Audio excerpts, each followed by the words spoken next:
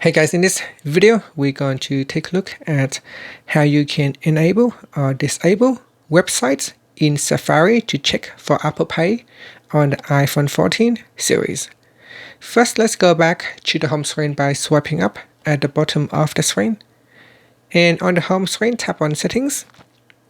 Next, we swipe up to go down, and in here, tap on Safari. Then swipe up to go down and tap on Check for Apple Pay.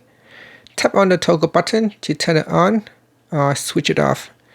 If this is turned on, you can allow websites to check if Apple Pay is enabled and if you have an Apple Card account.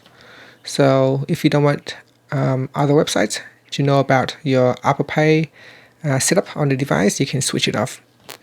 And after that, you can swipe up to return back to the home screen.